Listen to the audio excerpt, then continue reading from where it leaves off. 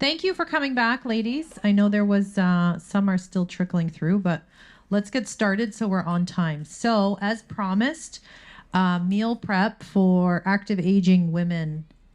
I shouldn't say aging, but we're all aging, which is a blessing. We are lucky. So, who wasn't at the first talk? I know that, okay, one, two, three, four. Okay, I'm going to do like a brief intro. Sorry if I'm repeating it. A little bit about me. So, I'm a holistic nutritionist. I had 3 studios in Canada prior to COVID, and then COVID. Am I blocking the? No. Okay. COVID forced me to shut down my studios, and I went, and I was already dabbling in the online space, and it forced me to go all in the online. In 2019, I started. 2020, no more studios, and I expanded in other areas. Like I developed a product, and I went all in because, I'm 46 now. When COVID happened, I was just in the beginning of my 40s, and I was going through all these hormonal changes. So my focus when I had my studios in my 30s was lose the baby weight, get fit fast, and then it became, oh, what's a hormone? Why is this happening to me? Why am I moody? Why am I anxious? Why am I depressed? So I went all in nutrition and the holistic approach at healing, hormones, balancing, and that's where I am now. So okay, so previous we talked about kind of all of the reasonings behind why women are experiencing such, crazy hormonal fluctuations and metabolic challenges, difficulty losing weight, difficulty focusing, difficulty staying on task, feeling rushed, anxious, depressed, all these things. And so so I've got 7 non-negotiables in my programs, but I'm very honest with the women, as you mentioned. I'm straight up. I'm not going to tell you that you're going to go back to your old lifestyle, because you're not, if you want to maintain. And so for my 7 non-negotiables, these are the non-negotiables that should never, ever take a back seat for the rest of your life, like till you're 90 years old, 99, 100. There we go. This man right here, he's walking. It's a perfect example. So 7 to 10,000 steps per day. That is the minimum that we should be doing. I'm from Canada. It is cold there, and most of my members are online community worldwide. But in the colder states, it's a lot harder to push them out. I said, you either own a parka or a treadmill. You guys are blessed with the weather, so take advantage. We're very grateful, very privileged to live in such a climate. 7 to 10,000 steps, non-negotiable. This is a part of your every single day. You make time for it. You leave that desk. You go 20 minutes before you have to do anything in the first thing in the morning. Whenever you do it, 2 to 3.5 liters of water per day. Okay.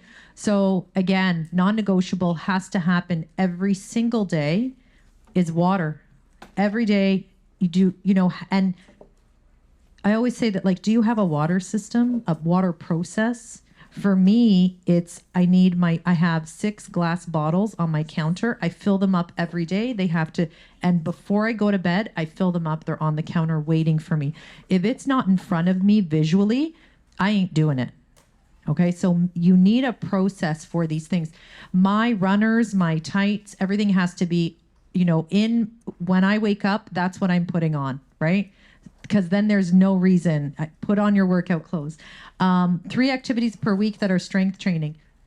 As aging females, we have to be worried about things like fat and muscle ratio, because as we age, these are the things that will cause early onset Alzheimer's, dementia, not only metabolic issues. So we need to be strength training. After the age of 35, bone density begins to decrease. And so if you aren't spending time lifting weights in the gym, or just strength training at home, you're going to decline. And that's where you're going to see things. Your doctor's going to be like osteoporosis or osteopenia. Those things I see them often in women that are in their 50s, late 40s, 60s. So, and it starts when? starts now. If you're not, it starts and it does not end. Meal prep. Me personally speaking, if I don't plan and ahead and prepare, then I'm just going to eat whatever is in front of me. I think most people are like that. So making a conscious effort to meal prep it's so important that none of these take a back seat, and you will never be in hot water with your health. And it's not much to ask, right? Okay, so like I said, skeletal muscle. So as we age, we're going into these phases, perimenopause, menopause. Muscle is going to make us more insulin resistant. So how we process food, how we keep weight off. Like I said, I tell you the truth.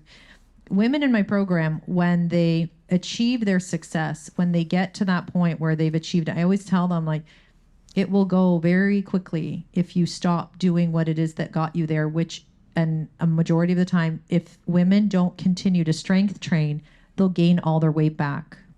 Go ahead. Sorry, that will make you more insulin resistant? Yes, sorry. Did I say muscle?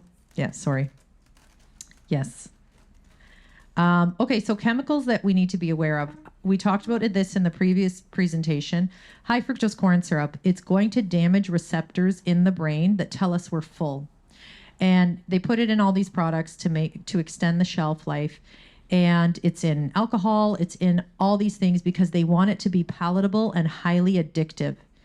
And so when we're eating things that have high fructose corn syrup, you're never going to be satiated or full. So in order for you to achieve metabolic balance in your life, there can't be anything processed, no matter what they're trying to convince you of. That a packaged product, a protein bar, is like the biggest scam in the world. I'm sorry for anybody that eats them or buys them. It's a chocolate bar with a little scoop of protein. I can do that at home. I can make a chocolate bar and I can put a scoop of protein in it and I call it my kid's snack. That's what it is. So anything processed is going to likely have high fructose corn syrup. That's why we have this metabolic epidemic in North America. That's why 50% of adolescents are diabetic, because of things like pop, sugar, packaged stuff, right? So fiber, we talked about fiber in the previous presentation, I believe. My husband doesn't answer the phone all day, but now he's calling. So fiber. So one of the things that I asked you to write before was, are you getting 45 to 50 grams of fiber per day? And she's being honest. I am not. So that's about 16 ounces of vegetables. I literally make my clients weigh their vegetables. Yes, it's priority. So if you get a food scale $5.99 on Amazon and you measure 16 ounces of veggies per day, that's what you got to eat every day to have the right amount of fiber so that your body is excreting the toxins from foods, from chemicals, from water, wherever there's chemicals, it needs to leave your body. And if you're not giving your body the right foods, especially in women that are hormonal, the right amounts of fiber, it's not going to poop. And women will always say to me, but I poop fantastic. It's not the right poop. We need toxins and hormones to leave your body. So before I mentioned, if you're in a state where you're estrogen dominant, my ladies that are 35 to 45 years old, if you're not consuming the proper amounts of fiber, 45 to 50 grams of fiber, what happens with estrogen is it will just hover around and it'll throw it into fat stores if you don't get rid of it. Why aren't women getting rid of it? They're not eating enough fiber. Greens, leafy greens, cruciferous vegetables. We'll talk about more later. So what happens when we do eat enough greens, that fiber will latch on to the estrogen, will latch on to your bowels and you poop out excess estrogen. You're literally getting rid of toxic hormones. And it's the most natural and efficient way. And that's why, for those of you that weren't, I knew I'd be toggling, that's why I get these results. It's because I tell women to eat more vegetables. This is why these women achieve the results in such a short period of time, because we're working on healing the gut. As I mentioned before in the previous presentation, if we're not, you can't diet a sick body. A sick body, somebody that consumes too much sugar, alcohol, dairy, gluten, as we mentioned earlier, you can't just slap a calorie deficit and say, okay, lose weight. We got to heal first. And we do that through things like having sufficient amounts of fiber, getting rid of things like dairy, gluten, sugar, alcohol, because that's what's causing the damage on the gut lining. And that's what's seeping the toxins into your bloodstream and undigested food. And so if there's undigested food and toxins in your bloodstream, how can your body release it and burn it? Oh, it's in, okay, so back to this. So fiber, we talked about. So again, I showed this earlier. So if you're going to eat anything, that's why, who here understands macros? Macros. Where's my macros, girls? A little bit. Okay, we're going to talk about that. Strictly macros plans don't jive with me. Unless you're 20 years old and you're not really fluctuating. You can just slap so a macros approach is eat anything as long as it falls within your macronutrients, and you're assigned a protein, carb, and fat number. And as long as you fall into that, should be fine. I disagree. I disagree because of the chemicals in food. And so to me, a calorie is not a calorie. 500 calories of anything like a McDonald's burger, a frozen pizza, a box of Oreos, 500 calories of Oreos is going to satiate you 10% of your belly, because there's receptors along your belly that tell you you're full. They go off as the belly gets full. So 500 calories of like deep fried chicken fingers. I have kids, and so I know how much they get full. It's only going to fill their bellies up 25%. So there's still receptors that aren't going off telling you you're full.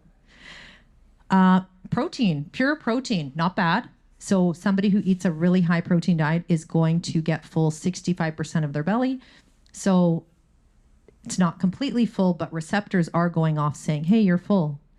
500 calories of vegetables, pure vegetables. I always say that we have a joke in my program that a head of broccoli is a snack. And it truly is, because 500 calories of broccoli will send off receptors to your brain saying, I'm full, and you're going to poop the right amount, and it's the right amount of fiber. Okay? So while I know these are just facts. They're just facts. It's just science. And that's what I teach. I just teach science. There's nothing gimmicky about sexy broccoli. Okay, macros. So I find that I came from a bodybuilder background, and so I was introduced to this world very early. And another reason why I got into this was in my 20s, I explained before, I was sick with yeast infections, and I realized the power of food, and I healed myself with a naturopath. And then I entered the bodybuilding world, and I started competing. And then I realized the power of science. And I thought, well, this information is way too valuable to share only with the bodybuilding world. And that's when I went and I said, I'm going to teach women how to achieve the perfect physique, doing it in the most holistic way. And so as middle-aged women, we need to understand these concepts that have been previously reserved for the fitness community. All women need to know how much protein, carbs, and fats you require in order for you to achieve optimal health and wellness. So it's not only about the types of the quality of food, it's also about the quantity. It's about both. So for example, I like an even set amount of macros. So all that stuff that about eliminating carbs and high protein and low fat, I don't believe in any of it. I am a very equal balanced in all the macros. So my macro split, I know this might not make sense now, but I hope it'll inspire you to kind of get the knowledge on macros. My macro split for my members, or any of the meal plans I design, or any of the recipes I design, are 35, 35, 30. So 35 protein, 35 carbs, and 30% fats. That's how I like to do it. So depending where you are in calories, so now there's 3 layers, right? First, we're figuring out the types of food that we need to eat, right? Where are they coming from? What sources? Then we're going to figure out, well, what's the quantity of food that I need to eat? And then it's about balancing your hormones, right? Making sure that you're also getting the right amounts of sleep and your lifestyle and you're working out and doing all that stuff. So, any questions so far? Go ahead. I have a question about macronutrients in vegetables. Yes. How that affect the overall system. So, what was the first part? A question about the Macronutrients in vegetables. what nutrients? Anti-nutrients. Anti-nutrients. What's that? I don't know what anti-nutrients. Some vegetables have anti-nutrients that kind of blocks your absorption Of- other nutrients. You know what? Anything that I don't know enough on, I can't answer it. I don't know it. New concept. I haven't been introduced to yet. So prior to me teaching women how to track food on things like FitnessPal, like 12 years ago, when I was first starting out, I was in my early 30s, more than 12 years ago then. And all I focused on, all I taught women in my 30s was sugar. If you could we didn't do any FitnessPal, we didn't do any tracking. It was simply, I would develop recipes and I would just calculate how much sugar each recipe had. And the reason is because I knew that in my bodybuilding days, anywhere from 21 grams to 30 grams of sugar, I would lose weight. So I thought, simple, I'm just going to teach women it was that simple.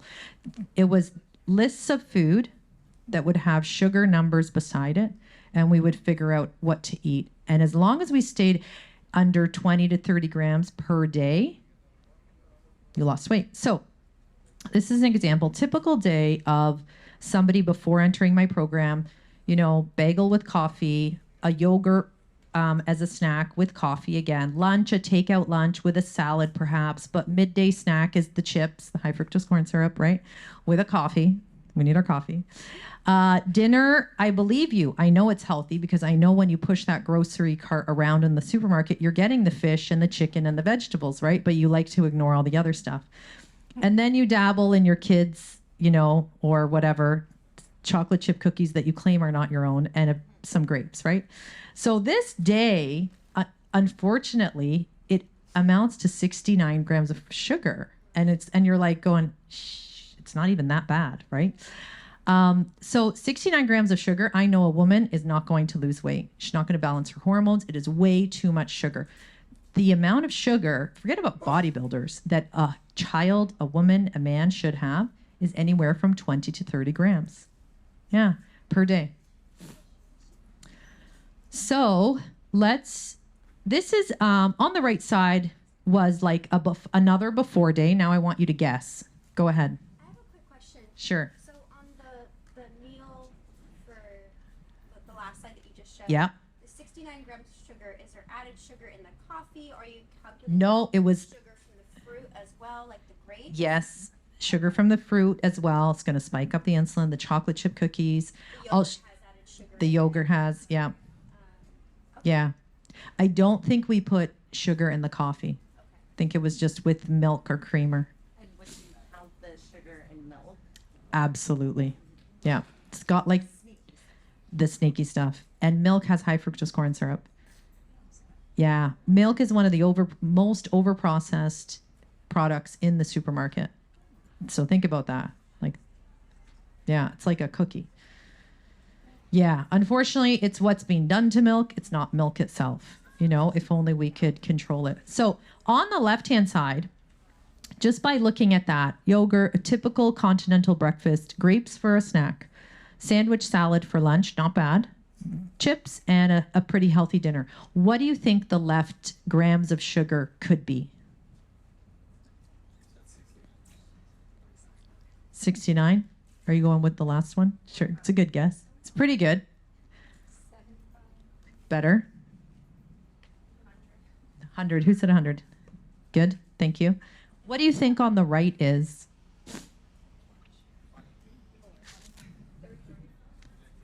You're at my seminar, so.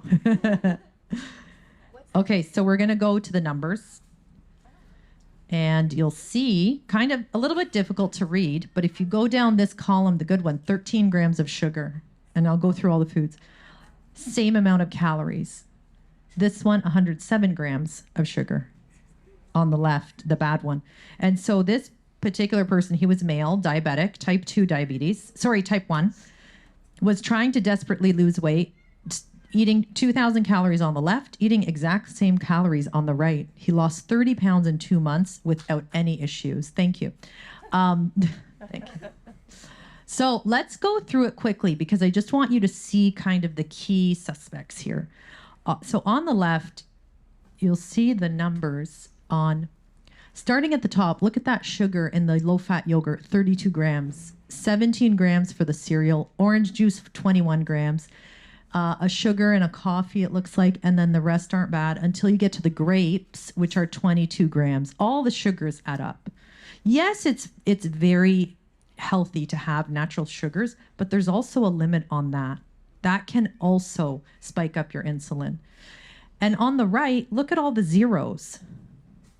Zeros. I think 7 grams for strawberries, 1 gram for the whey protein, and almond fresh. Maybe it's the almonds.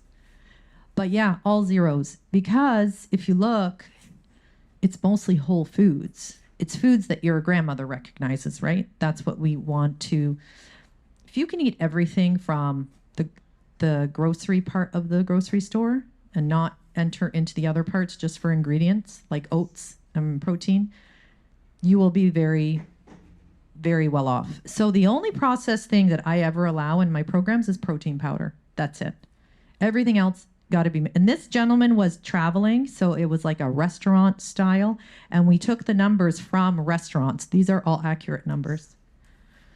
But yeah, I just want you to see how it's quality, not quantity. So let's get to my secrets. These are secrets I sell for a lot of money, and you're getting them all for free. Because I'm happy to. I'm all about educating. I know people will want to work with me.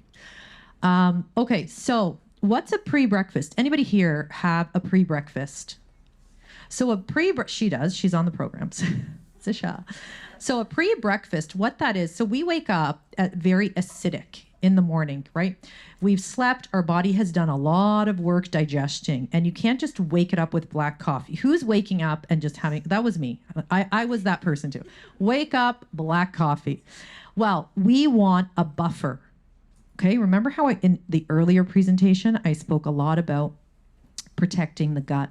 That's your number one job from inception. Like, we need to do such a great, because our gut is what stays with us our entire life. And if it's unhealthy, then the liver is unhealthy, and then all these other organs are unhealthy, right? So we have to protect the gut. And that's why, unfortunately, things like alcohol, dairy, sugar, gluten, they do a lot of damage. So we want to protect the gut.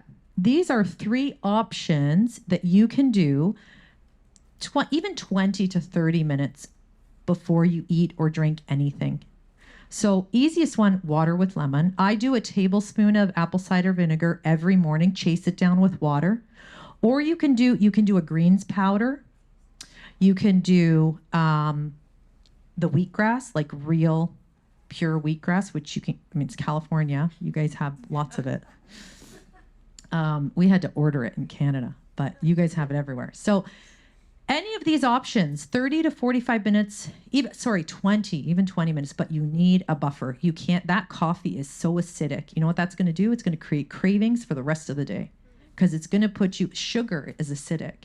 So it's going to make you want things. If it's just like starting your day with a donut, you're going to want donuts all day. I've tested it. I love donuts. I'm a donut person. It's really bad. So I make my own.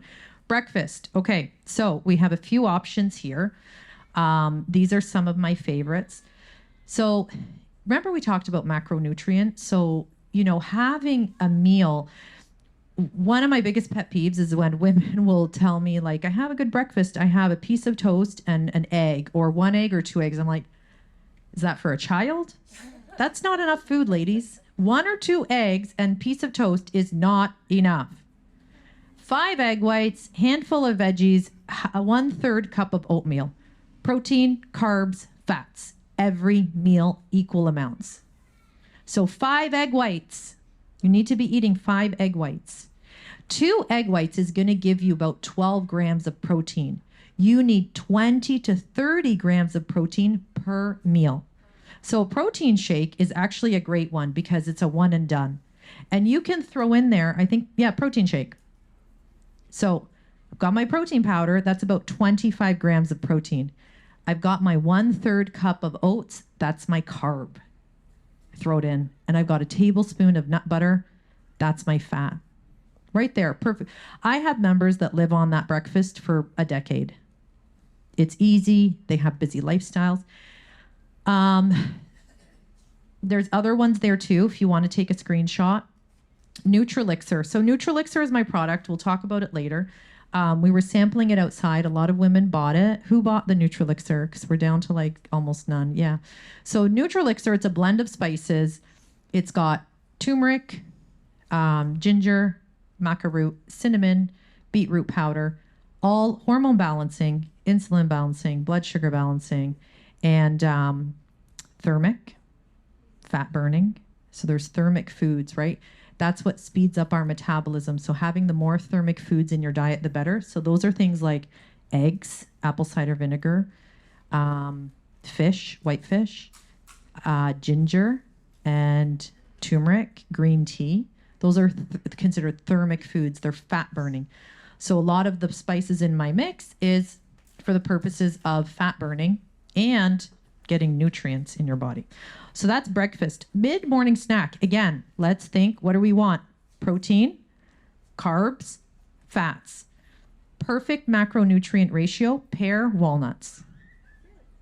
Perfect macronutrients. 5 walnuts. Don't leave that bag open. Put it away. So what do? We put 5 almonds in a bag and the green apple, and you put it in the fridge, and you take that with you every day. You put it in your purse so that you're never stuck, starving. Chantal, where did she go? She's starving today. She went to get her food. It's gonna yell at her. Where's your food? So these options, again, you want to try as much as possible to get your protein, carbs, and fats in each meal. Sometimes it doesn't happen, but try to do it for the main meals, your breakfast, lunch, and dinners. Okay? Lunch. So you want to have, I'm not a stickler for weighing protein. 5 ounces, 7 ounces, I don't care. Protein is thermic. It burns itself. So that, to me, that's free food. So 100 calories of fish, 30% gets burned in the digestion process. You literally get rid of it. So to me, that's free food. 5 ounces of protein. Try to keep it white. You can have ground beef, extra lean, chicken thighs, chicken breasts, but use a variety. You don't want to be having ground beef every day, right? Half a cup of carbs, sweet potato, brown rice, white rice, oats, whatever carb. Then you've got your vegetables. Remember, we talked about 16 ounces of vegetables a day. And add your fats, your olive oil, your avocado. Don't overdo it. Is this making sense so far? Yes? Yes. Okay. Hold on. Oh, okay. Mid-afternoon snack, that should say. Oops. Mid-afternoon snack. Same thing. You could do it all over again. You could do your pear and walnuts. Make it easy. Design a plan that's so simple and so easy that your grocery list is like nothing.